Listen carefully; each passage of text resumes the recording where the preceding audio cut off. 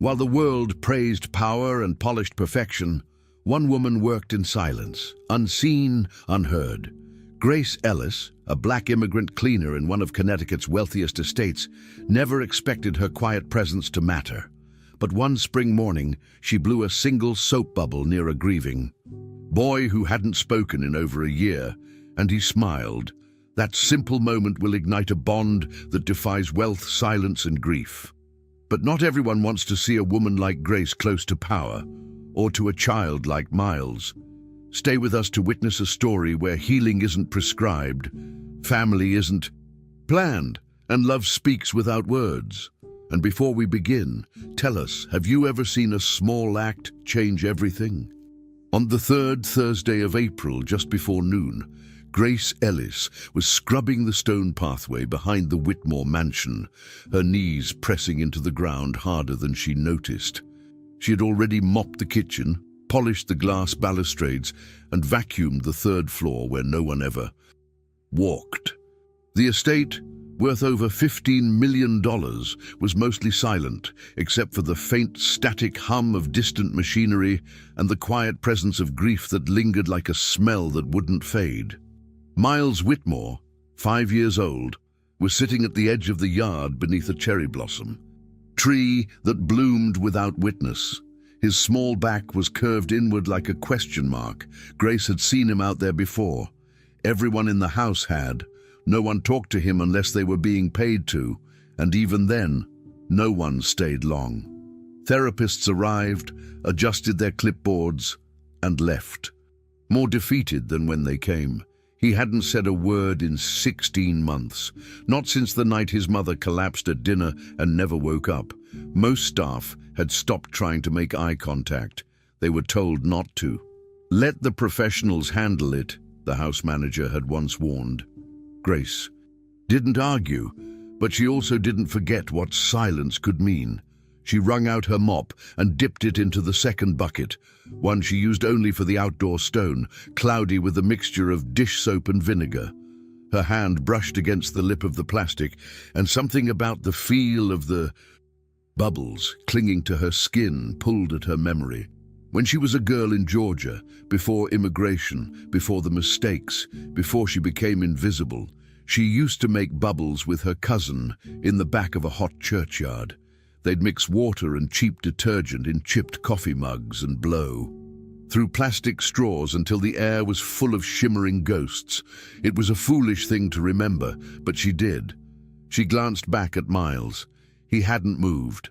His eyes were fixed on the dirt near his shoes, hands tucked between his knees like he was holding himself together. Grace hesitated. She was not allowed to speak to the boy directly. That was the rule. But she didn't need words. Instead, she dipped her fingers into the bucket, pinched a film of the soapy water, and slowly lifted her hand to her lips. One gentle exhale. A single bubble floated up, catching sunlight in its skin. She didn't look at Miles. She looked at the bubble.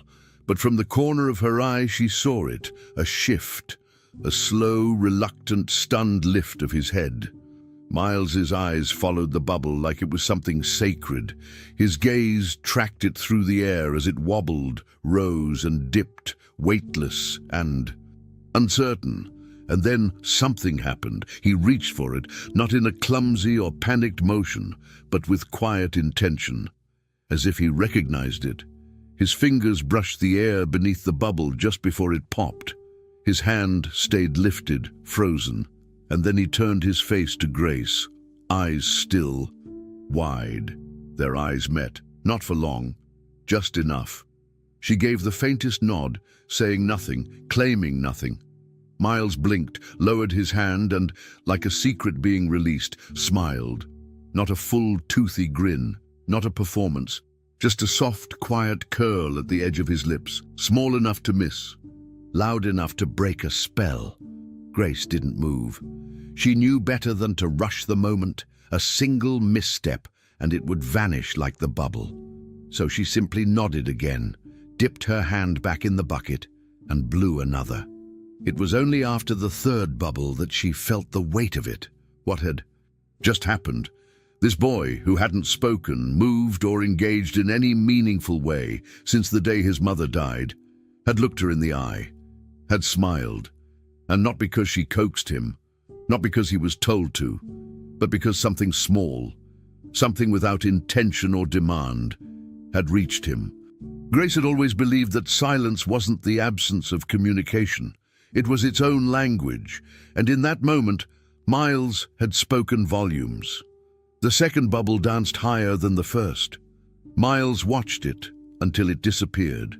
Then he looked at Grace again, this time not with surprise, but with something closer to waiting. She glanced back at the house. No one was watching, or so she thought. What she didn't know, what she couldn't know, was that Jonathan Whitmore had been in his upstairs office reviewing quarterly numbers and sipping his third espresso when the security feed caught his attention. He leaned in, squinted. His son was outside, and he was not alone. Jonathan reached for the remote to rewind the footage. His fingers trembled slightly, a reflex he hadn't felt in months. The woman with the mop, Grace, he recalled vaguely, was crouched near Miles, and his son was moving, watching, smiling.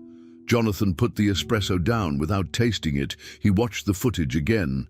He'd spent a year pouring money into experts and specialists and private programs with names that sounded like wellness tech startups. None of them had cracked the shell Miles had built, and yet here was a woman whose job was to scrub grout, making his son smile with soap water. He didn't understand it, didn't know whether to feel grateful or offended. He considered calling the house manager, asking why the cleaning staff was engaging with Miles. But something stopped him. He watched. Another bubble float upward. His son pointed at it this time, and Jonathan sat back in his chair as if exhaling for the first time in months. Outside, Grace stood slowly, careful not to startle him. She picked up the mop, wrung it out again. Miles didn't move away.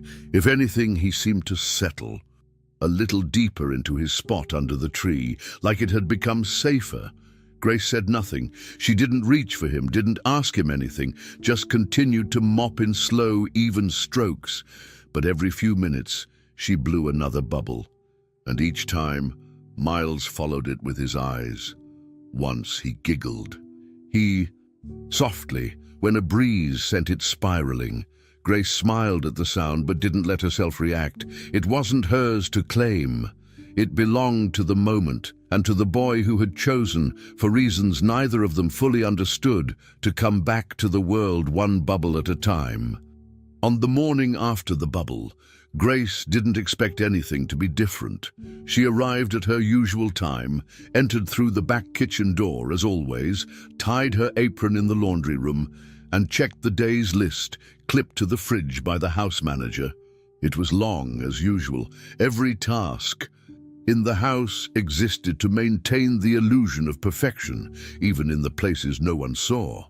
But as she filled her bucket at the sink, same ratio of soap and water as always, something in her chest tightened, just briefly.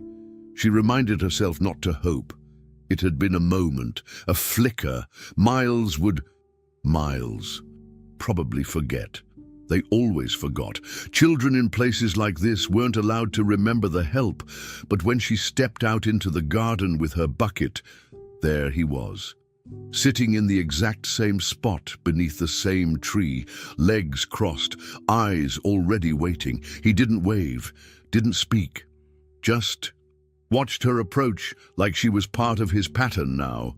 Grace blinked, inhaled, and kept walking. She didn't speak either. That was the key. There was no need for permission or performance. She just knelt a short distance away, dipped her hand in the bucket, and blew a bubble. Miles followed it, immediately with his eyes not blinking, as if afraid that doing so would break its flight. It drifted gently toward the far edge of the garden and popped against a leaf. No reaction from him. Grace reached for more water and blew another. This time, it lingered longer. Miles shifted forward an inch, and Grace noticed the slight scoot of his foot as if testing the earth beneath him. He wasn't smiling today, but he was present, and for a boy like Miles, that was more than enough. Grace kept her rhythm calm. One bubble, pause. Two bubbles, pause. She didn't look directly at him, not unless he offered it first. By the fourth bubble, Miles had closed the distance slightly, not much, just enough for her to feel the shift. A few feet now separated them instead of many. Grace didn't acknowledge it. The spell between them was fragile, held together by restraint, not effort. And inside the house, Jonathan Whitmore paused in front of the security feed monitor. The camera facing the garden had been nothing but ornamental for months. But now, he watched it daily. It had become a new kind of meeting, one he didn't understand, one he wasn't invited to but couldn't look away from. Jonathan found himself drawn to the same scene every morning, setting aside reports and schedules to watch what he still refused to define. The woman who cleaned his house now seemed to be the only human his son tolerated, and it bothered him more than he wanted to admit. It wasn't jealousy, not exactly. It was confusion, frustration, that after thousands of dollars in specialists and tightly controlled therapy sessions, the only thing that had moved Miles was some underpaid stranger with a bucket and soap bubbles. He told himself it was coincidence. Children fixated on odd things. Maybe it wasn't about her at all. But deep down, he knew better. Miles was choosing this, choosing her. Every morning, like clockwork, the boy would ignore his therapists, refuse food, and sit by that tree waiting. Jonathan had watched Grace arrive late one morning, only 5 minutes off schedule, and Miles's shoulders slumped like the sky had shifted. It was subtle, but Jonathan saw it. He played the footage back 3 times. That small deflation, that brief retreat into himself. And then, when Grace finally appeared at the edge of the garden, he sat upright again. Jonathan didn't know what to do with that kind of dependence, especially not on someone like her. Meanwhile, the staff began to notice. The gardeners whispered about how the quiet kid was suddenly spending time outside. One of the younger housekeepers said she'd seen him laugh. The head of security mentioned Miles didn't throw fits when Grace was on duty. Rumors spread, but no one dared question it aloud. Grace ignored them all. She had no interest in attention.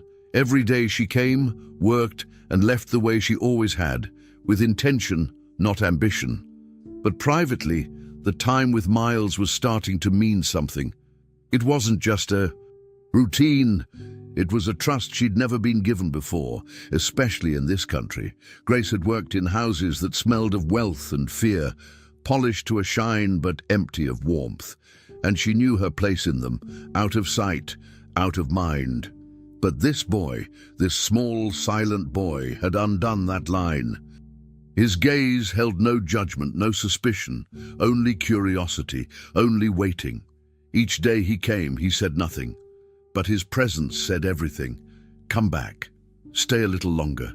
Don't try to fix me. Just be here. By the 5th day, a rhythm had formed between them, wordless and soft. Grace blew bubbles in sets of 3. Miles began holding up fingers between each set, 1, 2, 3, then waited for the next round. It became a kind of game, his own design. Grace followed his lead. One morning, he reached for the bucket and touched the water. He didn't look at her while doing it, just dipped his hand, then wiped it on his pants. It wasn't much, but Grace felt her heart thud. That simple gesture was a kind of whisper. I'm here. I remember. I want this. They didn't talk. That wasn't necessary. The world asked too much from children like Miles. Labels, milestones, clear answers. Grace knew better. Knew how much louder silence could be when it came from pain. She'd seen it in her own son once, long ago, before the courts, before she lost him. But this boy, this small echo of a life she couldn't protect, was choosing her now. Not because he had to, but because he wanted to. And so, Grace returned each day, always at the same time, always with her mop bucket, always without expectations. Miles appeared before her, not near his father, not near his therapists, but on the edge of the garden, waiting, not for instructions, not for approval, just for her, for the swish of water sloshing in. A bucket, for the quiet creak of soft steps on stone, for the first shimmering orb of soap to rise into the air. Grace never spoke to him. She only sat close enough to be near, far enough not to intrude. She blew her bubbles, let them drift, and watched as Miles followed each one like it might carry a secret only he could understand. Every glance he gave her was more than she ever expected, and somewhere behind the tinted windows of the second-floor office, Jonathan Whitmore continued to watch, confused, disturbed, and still unwilling to admit the truth building in his chest. Hope. It was after lunch, just past the time when the house settled into its usual hush of routine, when Grace returned to the garden with her mop and bucket. Miles was already there, as he'd been every day for almost 2 weeks now, seated in his usual spot near the tree. But something was different. His posture was more upright, almost purposeful. He held something in his small hand, gripping it with a focus she hadn't seen before. As she approached, she recognized it.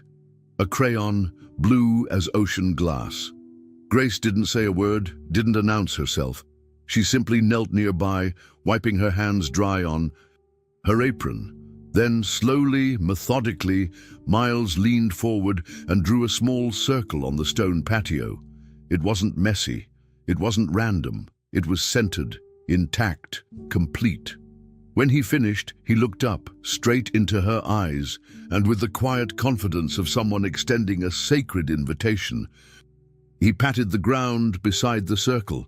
Grace stared at him for a beat too long, heart lodging in her throat, then sat down carefully, legs crossed, her presence soft and unthreatening.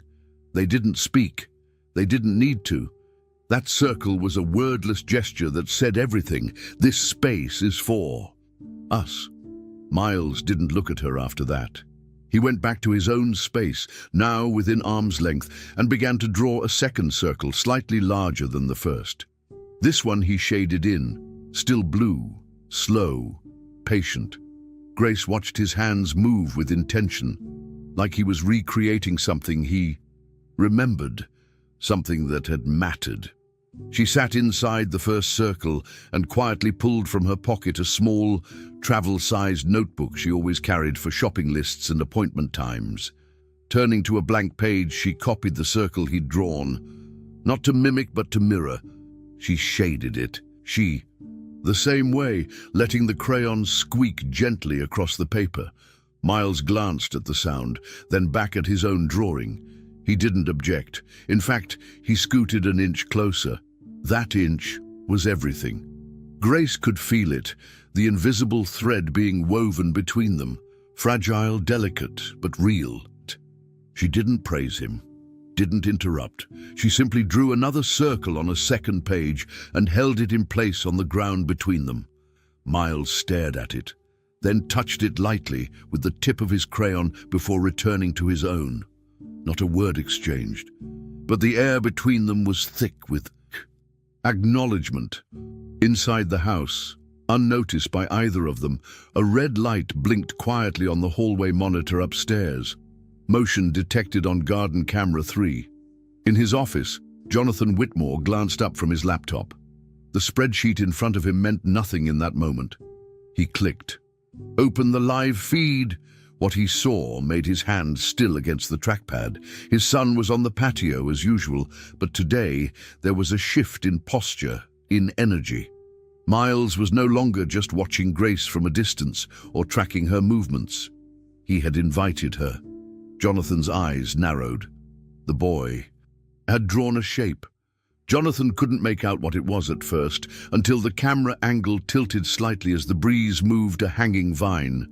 It was a circle, and Grace was sitting inside it. Grace, the woman he barely remembered hiring, the one who somehow became a fixture in his son's world. Without ever entering Jonathan's own, he rewound the footage, watched Miles draw, watched him look up, watched the tap of his hand beside the chalk mark, then her sitting, then their stillness. He watched it again and again. Something about the simplicity of it made Jonathan feel like he'd swallowed a stone. He hadn't seen Miles reach out to anyone since Helen died. Even before her passing, their son had grown quiet, withdrawn. And after that awful night, after the hospital, the machines, the unbearable silence that followed, Miles had disappeared inside himself. Jonathan had done what he thought was right, hired the best, gotten the finest evaluations, paid out of pocket for renowned experts who flew in from other states. None of it worked. Not one of them had been able to draw him out. But here was Grace. No credentials, no degrees, just patience and soap bubbles, and now a crayon, and she had been invited into Miles's space. Jonathan leaned back in his chair. His throat was tight. There was a kind of pain in the realization, one he didn't want to admit. Not jealousy exactly. It was more shame. His son had reached out, and it wasn't to him.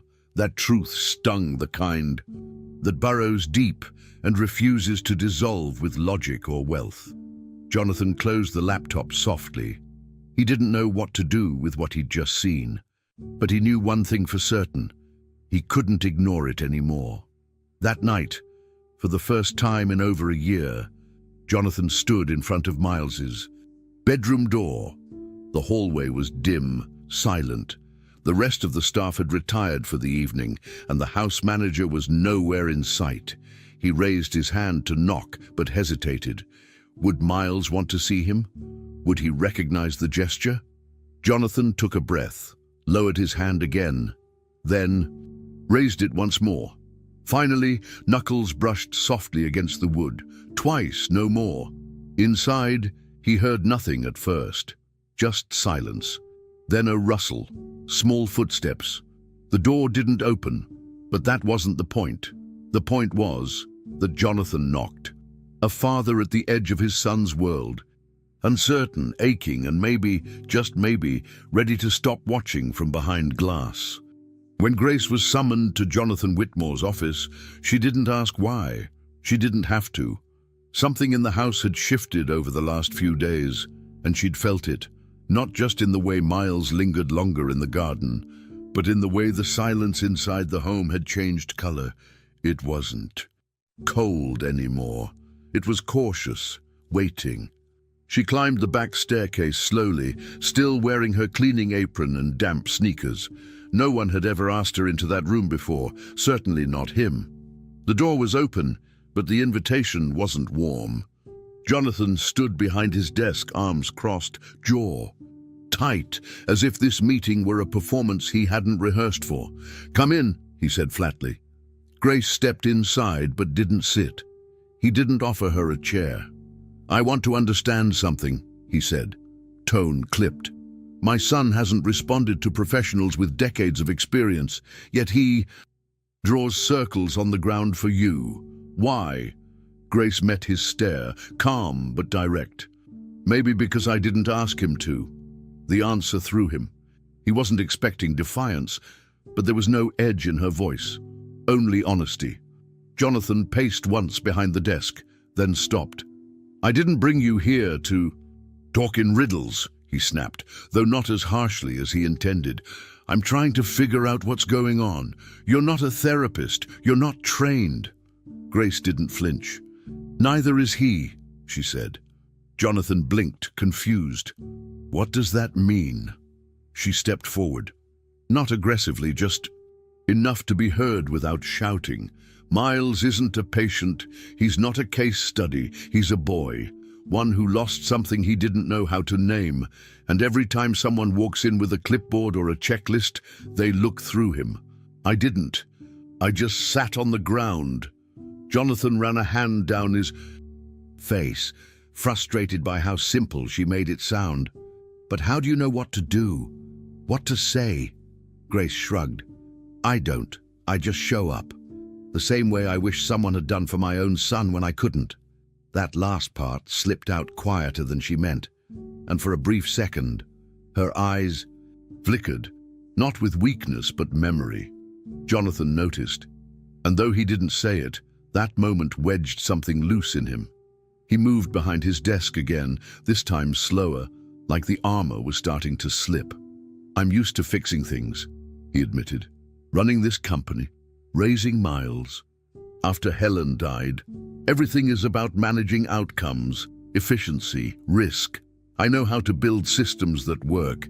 I don't know how to sit on the ground and wait for a child to smile." Grace softened, not visibly, but internally. "Sitting isn't passive," she said. "It's choosing not to control." Jonathan sat down, finally. He looked smaller in the chair than she expected. "I don't think I've ever let go of anything in my life," he muttered.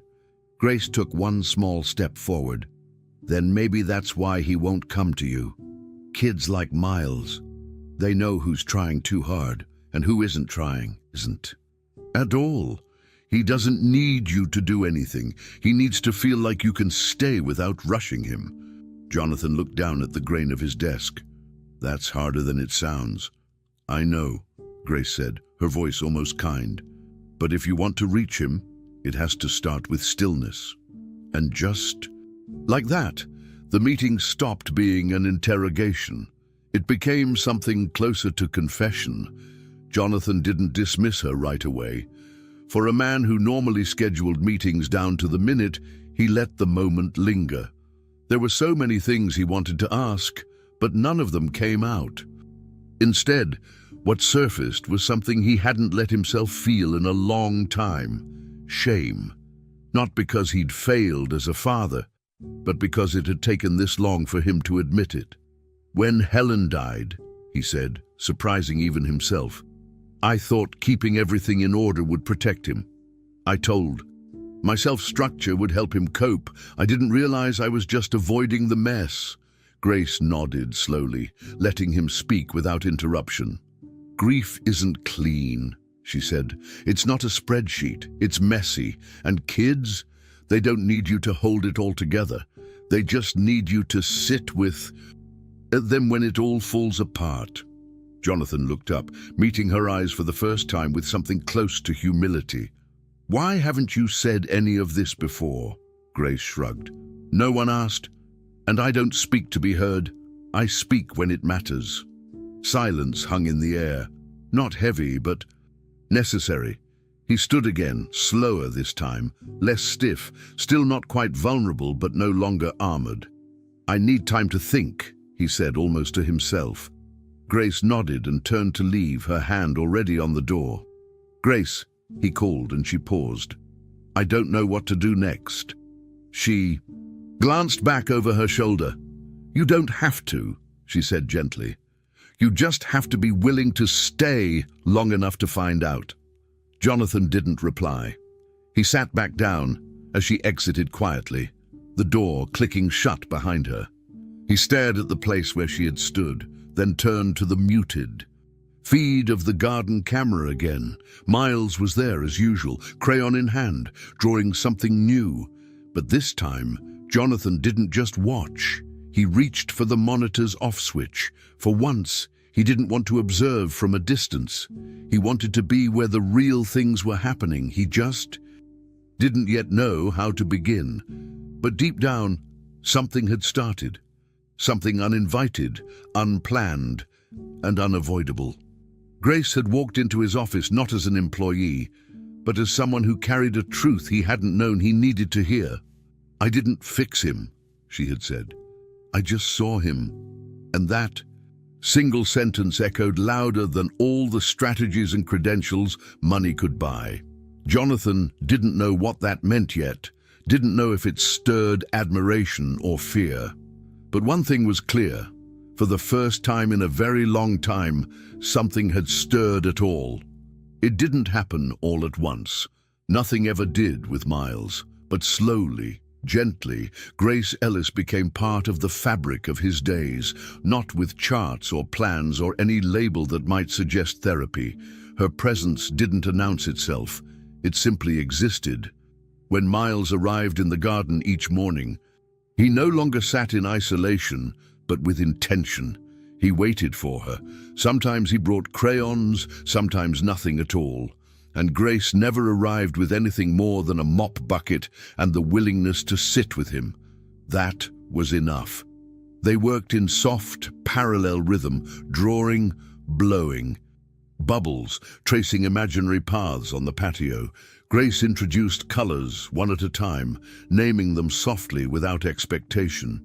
"This is yellow," she might say, placing the crayon beside his hand. "Like sunlight." If Miles chose to use it, she nodded. If not, she said nothing. But in the spaces between their shared silences, he began to respond, not with words, not yet, but with gestures. A tap on her arm. A crayon passed from his hand to hers.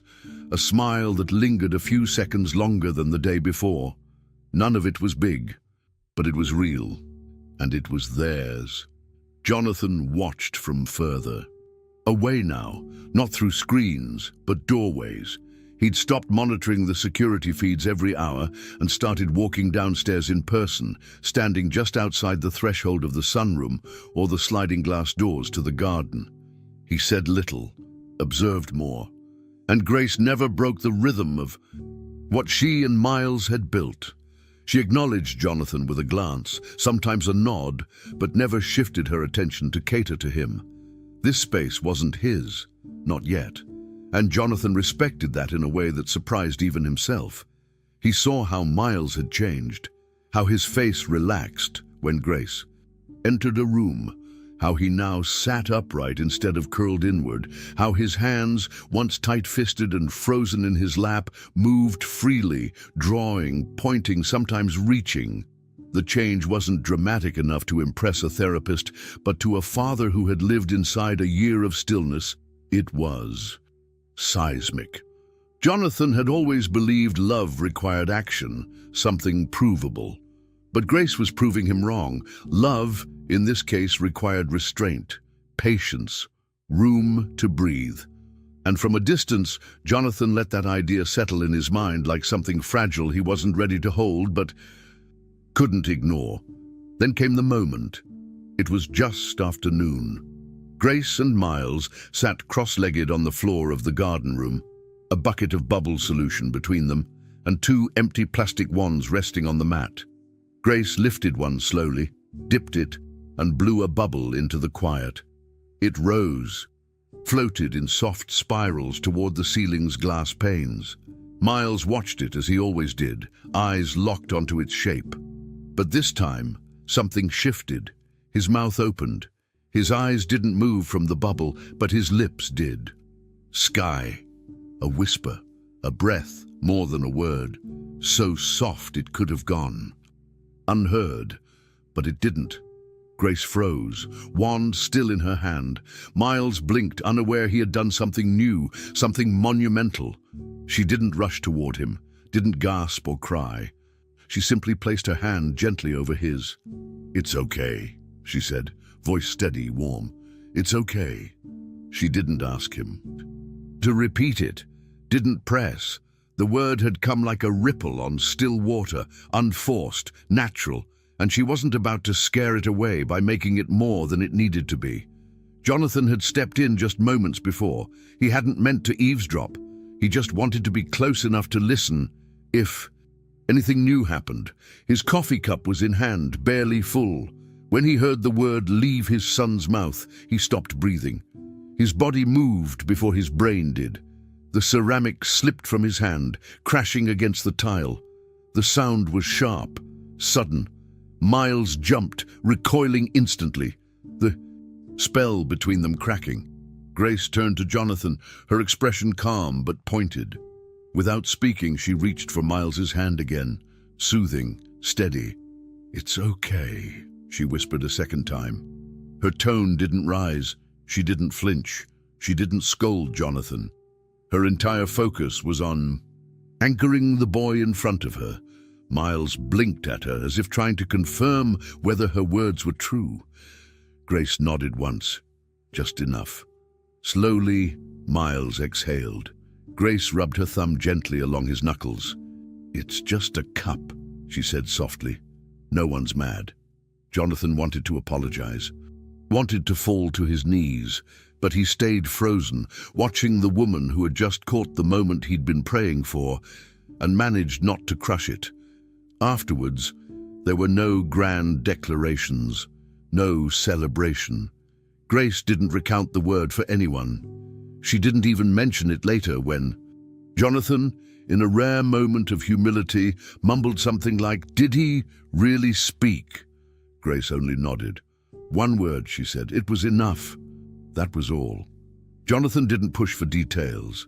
Something inside him understood that if he made too much of it, it would break the quiet magic of what had occurred. So he said nothing more, and Grace returned to the garden with Miles the next day, same as always. But from that moment on, things were different. Not louder or brighter, just deeper, more connected. And in their new rhythm, the bubble always came first. Then the silence, then sometimes a word, always gentle, always his, never demanded, always safe. And just like that, the language between them began to shift. One word, one safety net at a time. It didn't take long for the whispers to find their way from the boardroom to Jonathan Whitmore's inbox. At first, it was a passive comment during a quarterly review. One of the partners on the video call asked, "Is it true the cleaning staff is handling your son's care now?" He had smiled politely, redirected the conversation, and brushed it off. But 2 days later, the tone changed. A legal advisor requested a private call, citing reputational risk. A consultant from HR flagged a clause in the company's code of conduct. "She's not certified," they said.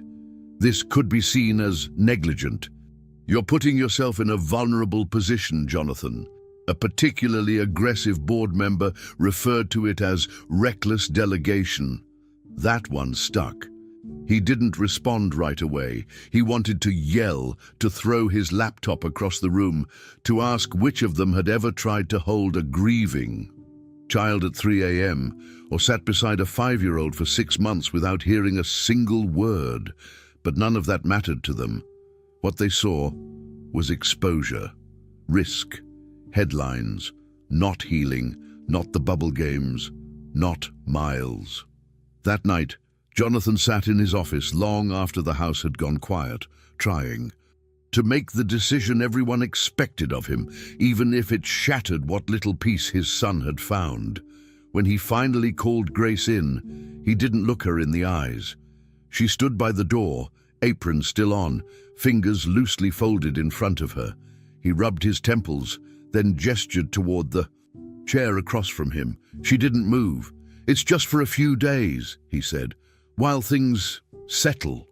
His voice was flat, like it belonged to someone else. Grace blinked once. "Settle?"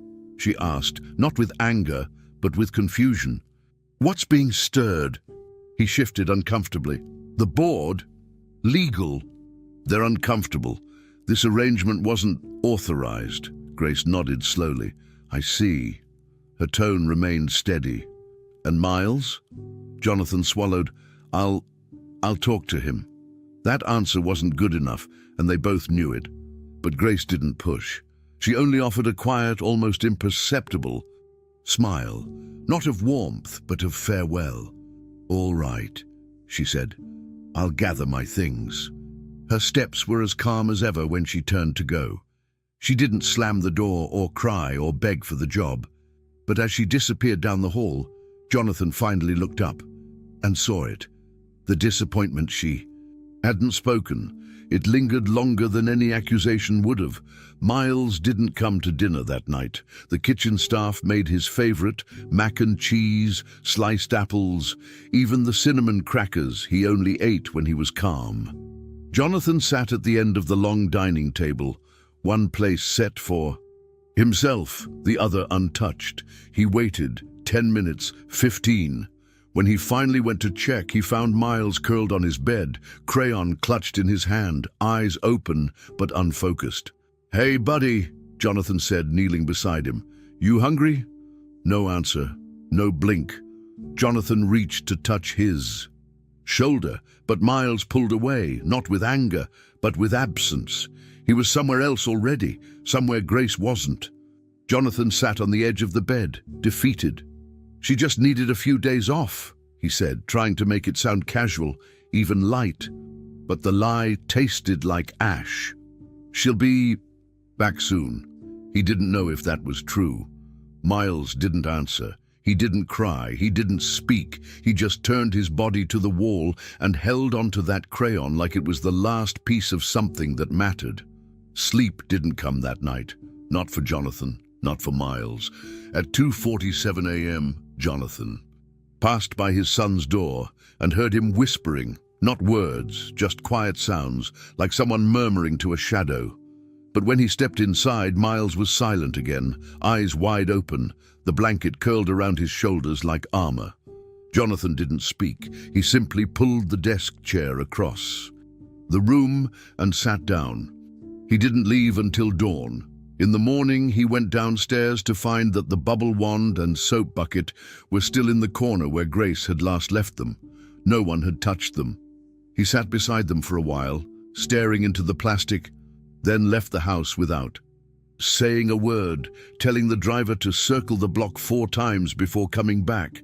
When he returned, Miles still hadn't spoken, hadn't eaten, hadn't moved beyond what was necessary. The child was physically there, but the light had gone dim again.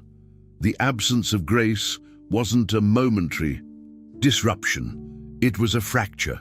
And in that silence, Jonathan finally understood what it meant to lose a lifeline. The next morning, Jonathan found Miles in the garden. He wasn't drawing or sitting near the tree. Instead, he was crouched near the stone walkway where he and Grace had made circles just days earlier. He held the same blue crayon in his fist, pressing it against the stone. Jonathan walked closer, slowly. No one else was outside. No staff, no therapist, just the two of them. "Miles," he said softly. The boy didn't look up. Instead, he scrawled a single word on the patio, not neatly, not carefully, but with insistence. "Bubble?" The letters were uneven, the question mark shaky, but the message was undeniable. Miles stood up, stepped back, and stared at the word.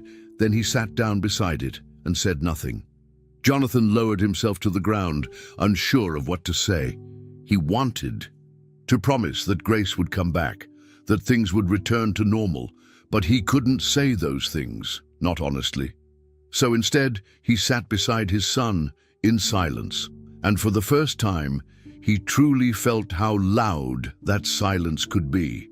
Miles didn't speak for the rest of that day, not during lunch, not through bath time, not during the quiet hours of the evening when his father tried and failed to build a tower of blocks with him the way Grace used to.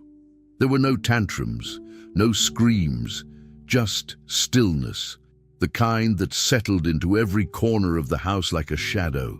Grace was gone, and her absence was not neutral.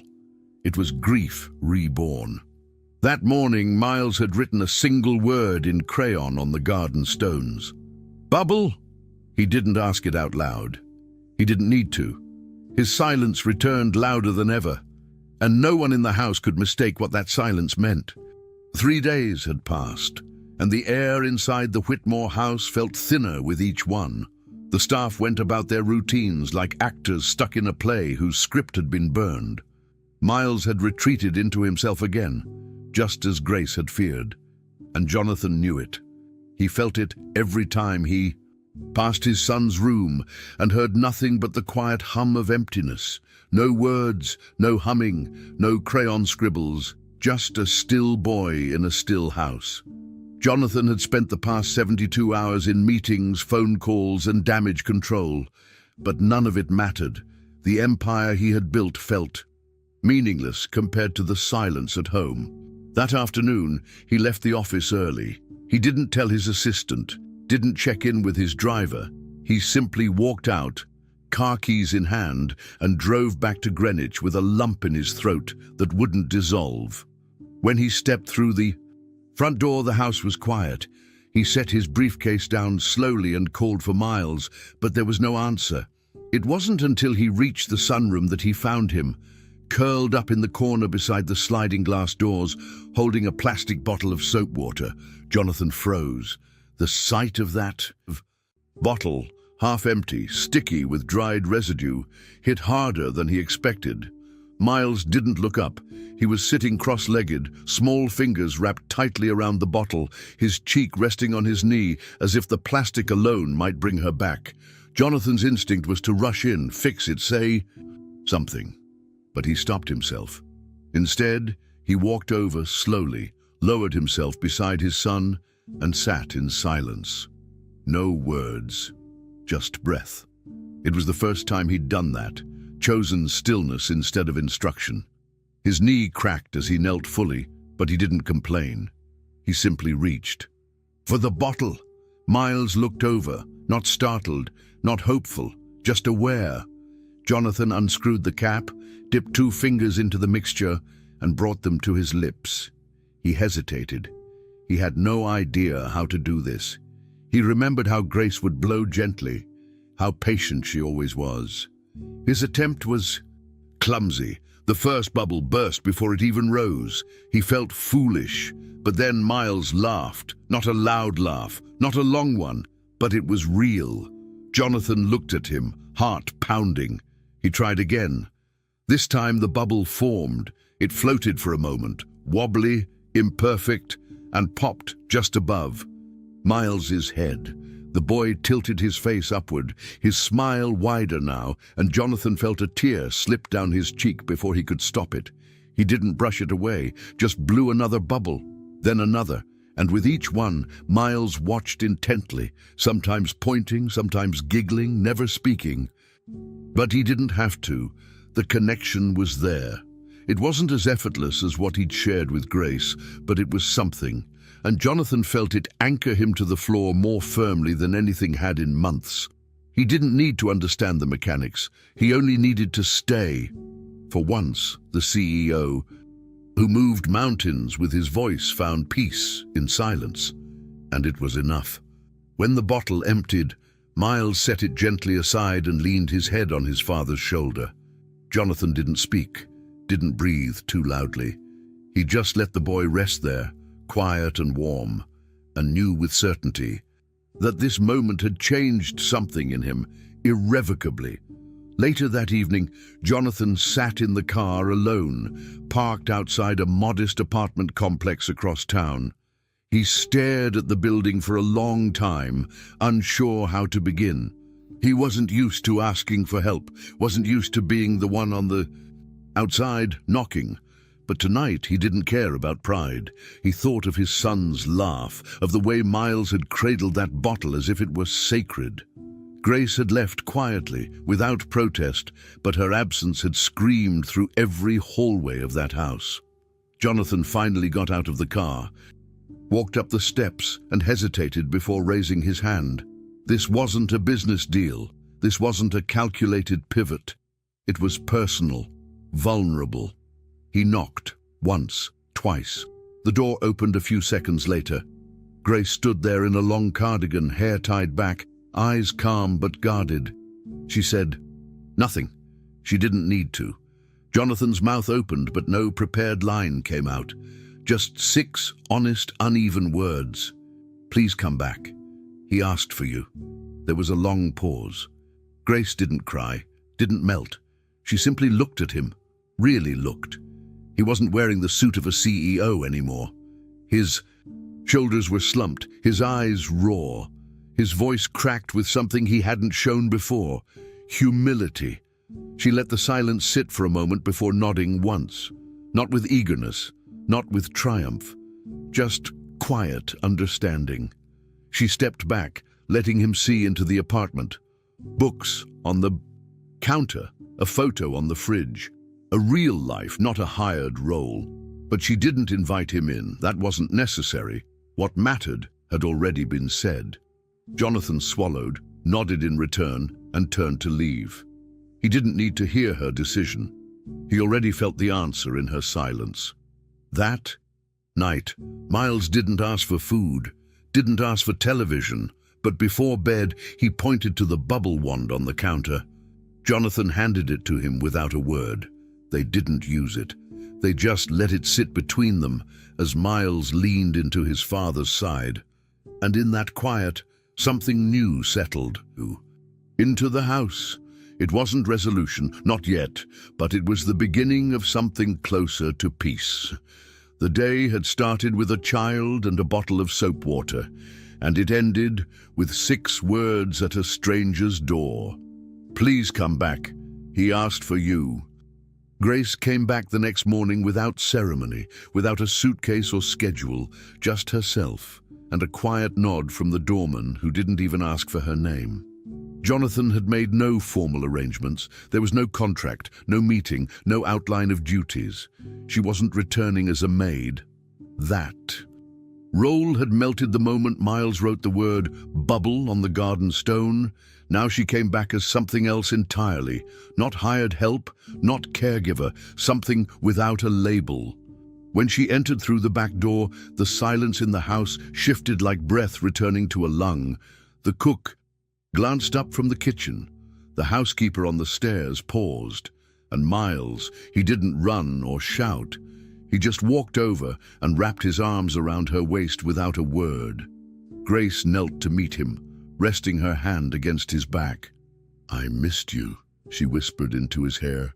That afternoon, she didn't clean. She sat with him, drew with him, and later, when Jonathan passed by and saw them sitting on the sunroom floor, surrounded by crayons and open books, he didn't interrupt.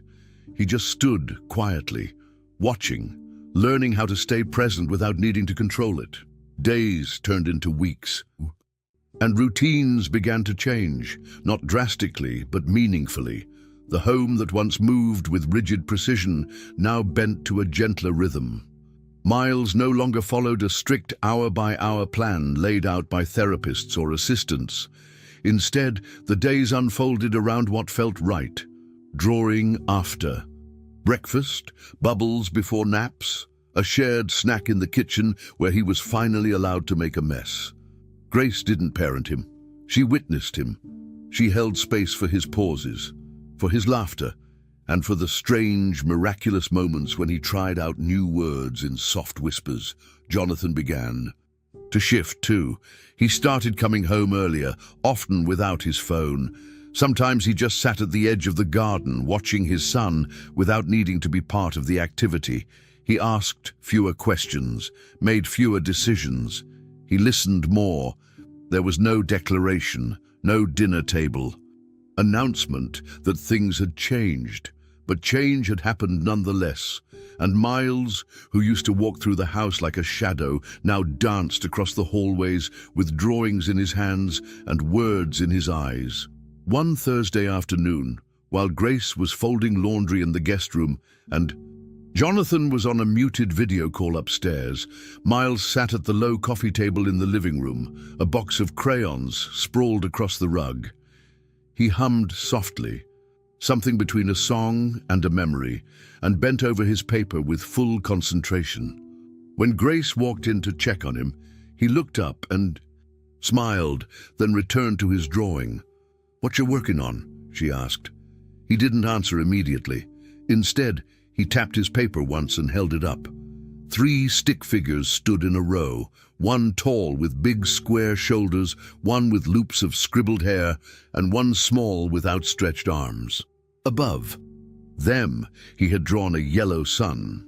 Below, written in his careful, uneven letters, was a single word: home. Grace's hand flew to her mouth.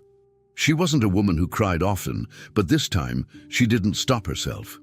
She sat beside him, wrapped him in a hug, and let the tears fall silently. "That's beautiful, baby," she whispered, holding him tighter. So beautiful." Miles didn't say a word. He didn't need to. The picture said more than enough. That evening, Jonathan found the drawing resting on the dining table beside an open box of crayons. He recognized the tall figure right away, and the curly-haired one beside it. His hand hovered over the paper, as if afraid to touch it. When Grace entered the room, he looked at her.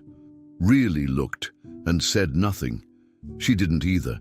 No one needed to explain what the image meant. It wasn't just about the figures on the page. It was about what wasn't there. Walls, space, separation. The three stick figures stood side by side, equal, grounded, no labels, no titles, just connection. Jonathan turned back to the paper and pressed his palm lightly against the word at the bottom. Home. Not a place, not an address, a choice. Later, when Miles was tucked in and the house had settled into its nighttime hush, Jonathan walked out to the garden alone. He stood for a moment looking at the corner where Grace and Miles always sat together. Then, without fanfare, he entered the security code and deactivated every camera facing the patio. He didn't do it with ceremony. There was no speech, no dramatic moment of reckoning, just a quiet, deliberate decision. The security team would ask questions the next day. Someone in IT might flag the removal. But he didn't care. The garden wasn't a space for surveillance anymore. It was where his son had found his voice, where Grace had become something more than staff, where Jonathan himself had learned to sit still, to listen, and to feel. The cameras had been his crutch, his way of staying close without getting too near, but not anymore.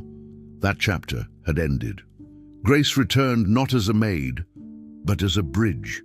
The house was different now, lighter, braver, more human. And as Jonathan stood in the garden under the soft night, he realized something he never thought he'd admit. He hadn't lost control. He had finally let go of the illusion of control. And in doing so, he had gained something far greater, something real. That night, he passed by the fridge on his way to bed and saw the drawing Miles had taped there himself, crooked, slightly torn on one edge, but proud. 3 stick figures, one tall, one curly-haired, one small, and underneath it, that one perfect word, home. It began with an envelope, thick, official, and delivered by hand to Jonathan Whitmore's front door. The moment he opened it, the contents struck like ice. A petition for emergency custody filed by Miles's maternal grandparents, Leonard and Barbara Hartford. The words on the page bled with accusations, negligent supervision, unauthorized care, and most damning of all, emotional endangerment due to untrained domestic staff involvement. Jonathan read it twice, then sank into the nearest chair, the paper trembling in his hands. He hadn't spoken to the Hartfords in nearly a year. Not since the funeral, when they'd accused him of turning Miles into a ghost. But now they had resurfaced, armed with lawyers and headlines, citing reckless parenting and demanding full guardianship. Grace found him an hour later, still holding the papers. He handed them to her without a word.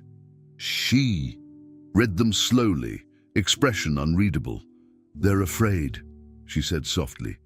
"But fear doesn't always mean they're wrong." Jonathan looked at her, stricken. "They're trying to take him." Grace held his gaze.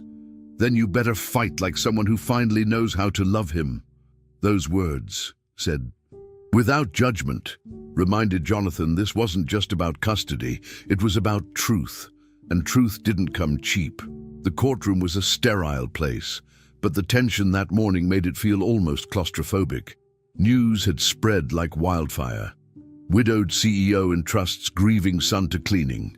Woman. Paparazzi waited outside. Reporters swarmed the courthouse steps. Inside, lawyers sparred like it was sport.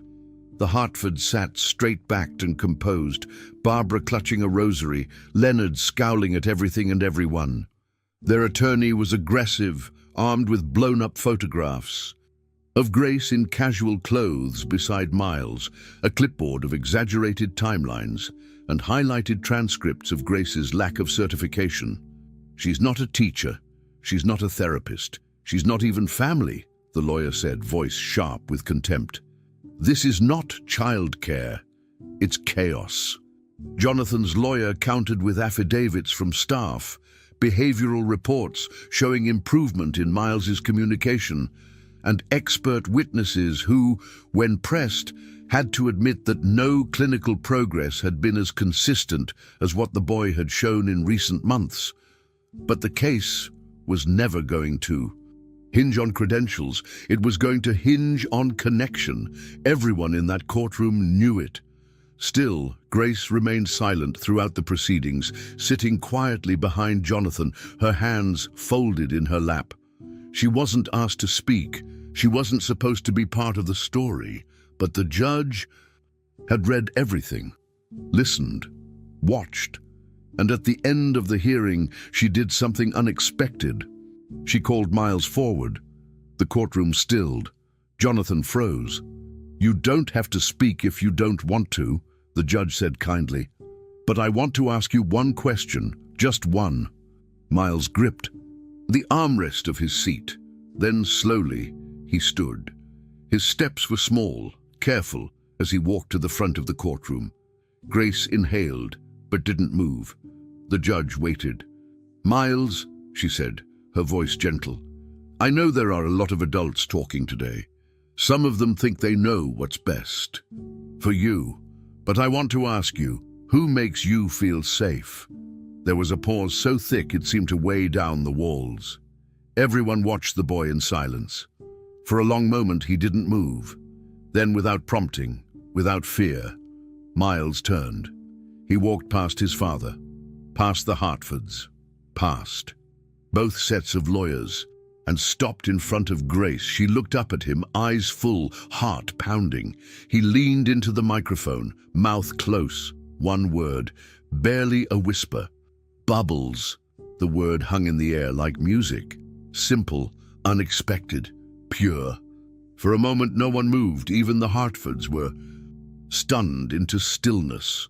The judge smiled gently. "That's all I needed to hear." She looked down at her bench, signed something quickly, and spoke with calm finality. "Custody remains with the father. This hearing is adjourned." Chairs scraped, voices rose. The bailiff asked everyone to remain calm. But Grace didn't hear any of it. Her eyes were still locked on Miles, who now reached for her hand without hesitation. She knelt to meet him and held it tight. Jonathan walked to them slowly, chest tight with everything he'd wanted to say, but never could. He looked at Grace, humbled, moved beyond words. "Thank you," he said, voice thick, "for all of it." She didn't answer. She only nodded once and placed her other hand on Miles's shoulder. In that moment, the courtroom wasn't a place of judgment anymore. It was a place of revelation, a place where a child had named his own safety and been believed. Outside the courthouse, cameras flashed. Reporters called out for statements. Jonathan shielded Miles with one hand and gestured for Grace to follow with the other. She did. There was no red carpet, no fanfare, just the three of them walking out into the noise, together.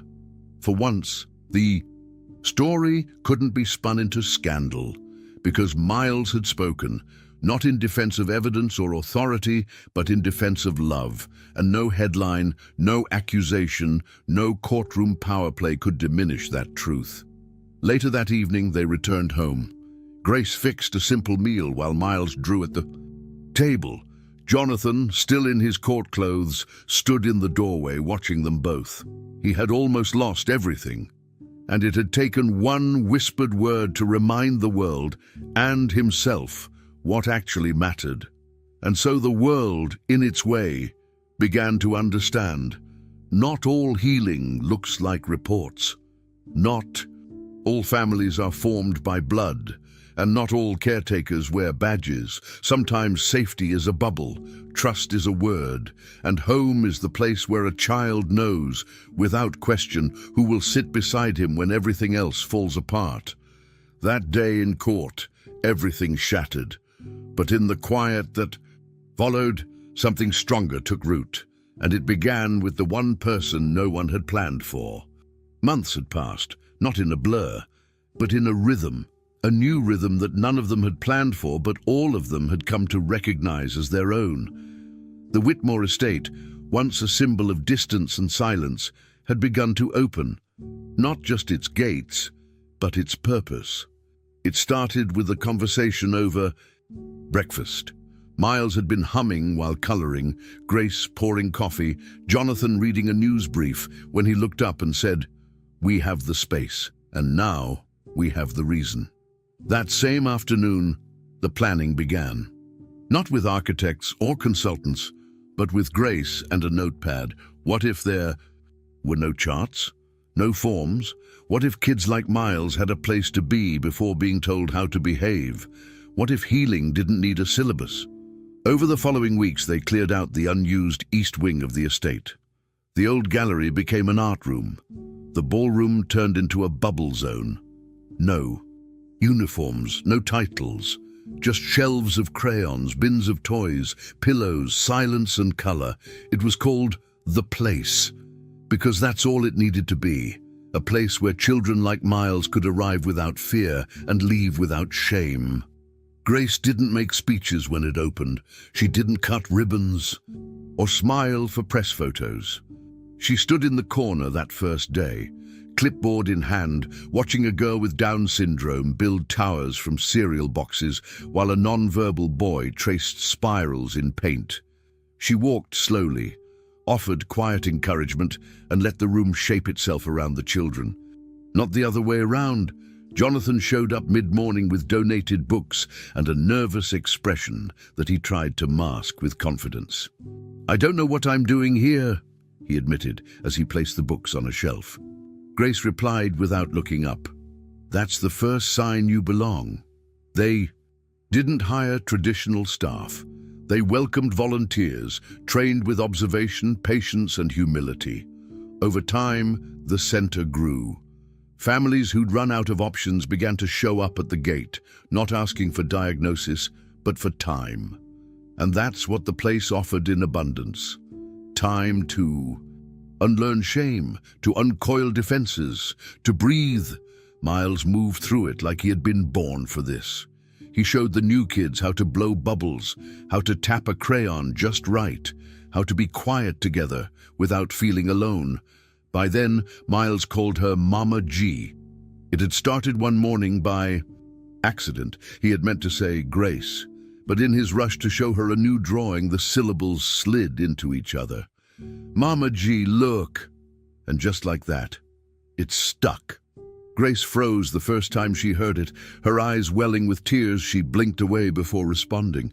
Jonathan heard it too, standing near the doorway, and felt something unlock in his chest. He didn't say anything. He didn't have to. Miles said it again that afternoon, and the next day. And soon, all the children followed suit, calling her Mama G, as if she'd always been that. Someone who held them without claiming them. Someone who stayed without condition. Grace resisted correcting them, not because she agreed, but because it felt truer than any label she'd ever worn. Jonathan, for his part, didn't force the title of Dad into the conversation. He simply showed up, every morning, every evening, holding Miles's hand, helping with snacks, driving a van full of crayons once a week, because delivery fees are a scam. The word family was never defined, but it didn't have to be. You could feel it in every hallway of the place. One crisp afternoon, long after the center had settled into its own strange kind of harmony, Miles asked to go outside. He held the old bottle of bubble soap in one hand, a wand in the other, chipped, faded, but still his favorite. Grace followed him into the garden without saying a word. Jonathan joined them moments later, brushing crumbs from his slacks, half laughing at something. A volunteer had told him about glitter in the copy machine. When he saw the wand in Miles's hand, he stopped talking. The three of them stood there in quiet understanding. No one prompted the boy. No one asked him to make it special. He just dipped the wand, lifted it slowly, and released a single, floating bubble into the sky. It drifted upward, catching light in its curves, and for a moment, all three of them watched it in silence. Then Miles whispered, not loudly, but clearly, "That one's for Mom." Grace reached for Jonathan's hand without thinking. He took it. No vows, no explanations. Just one small boy, one old bubble wand, and a love big enough to carry memory into air. They stood like that for a long time. There was no rush to return inside, no photos taken, no words spoken that hadn't already been said 100 different ways. Grace looked down at their hands, fingers, intertwined, then at the boy who had once sat alone in a garden refusing to speak. Jonathan followed her gaze and felt a fullness he couldn't name, only feel. What they had wasn't traditional. It wasn't outlined in law or blood, but it was theirs, built from grief, held together by moments. Unplanned, unfinished, and whole in every way that mattered. No one had expected this ending, least of all them. But here they were, one child, one woman, one man, and something unspoken between them that stretched beyond names and titles. A family, not because of what they were called, but because of what they chose to become. As the bubble floated higher, carried by the wind and the warmth of that moment, Miles turned to Grace and Jonathan, smiling.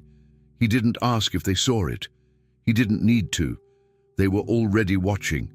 And long after it disappeared from view, long after the garden emptied and the day slipped quietly into evening, they remembered it. That one perfect bubble, that one whispered tribute, that 1 second that stretched into forever. Because in the end, it wasn't the moment that made them a family. It was the way they stood in it, together. What part of this story touched your heart the most? We'd truly love to know. Share it with us in the comments below. If this story meant something to you, consider subscribing to our channel. Here at Stories That Stay, we spend days, sometimes weeks, crafting each video with care, always thinking of you. Your support helps us keep these meaningful stories alive, and if you have a moment, take a look at our other videos. There might be another story waiting to speak to you. Thank you for being with us. It means the world.